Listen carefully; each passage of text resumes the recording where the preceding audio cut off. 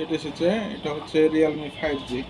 এটা প্রবলেম হচ্ছে, কাস্টমারের কথা হচ্ছে এটা চার্জ হয় না। এটা চার্জ হয় না আসলে। সেটটা এখন বর্তমানে অফ আছে, সেটটা অন হচ্ছে না। দেখুন সেটটা প্রেস করলে সেটটা কোনো জায়গায় অন হচ্ছে না। সেটটা এখন ডেড অবস্থায় আছে। আসলে এটা চার্জের সমস্যা কিনা আমরা দেখি।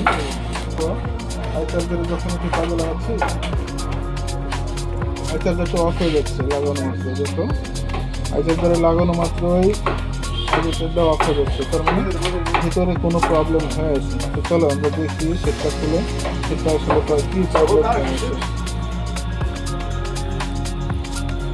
সব কিছুটা আলাদা করে নিচ্ছি।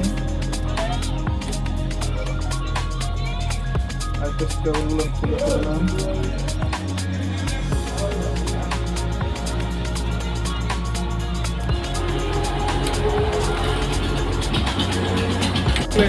এই 26GB থেকে সমস্যা না, উপরে পরীক্ষার সমস্যা।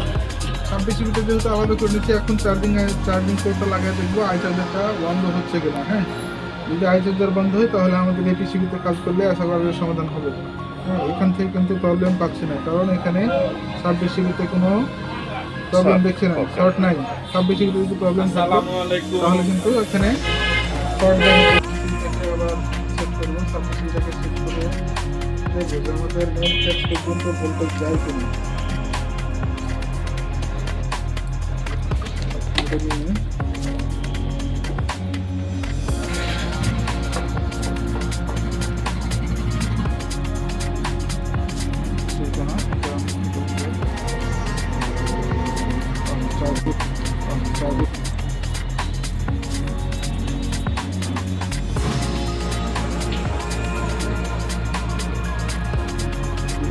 এখানে বলতে পারছি চার্জিং পোর্ট 26GB এটা সম্পূর্ণ ওপেন।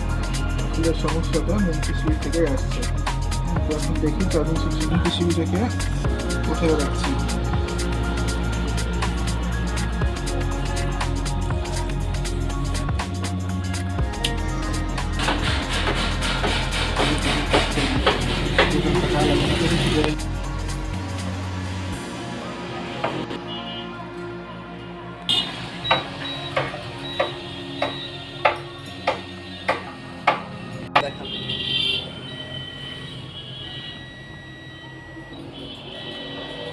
মনে হচ্ছে যে শর্টগুলো পাওয়া যাচ্ছে। তো প্রথমে আমরা এই আইসিটাকে উঠে দেখি যে আসলে শর্টটা যাচ্ছে কিনা। এটা একটা মসফেট। হ্যাঁ, এটা থেকে কিন্তু প্রবলেমটা আসছে। আসলে এটা শর্ট কিনা সেটা দেখি।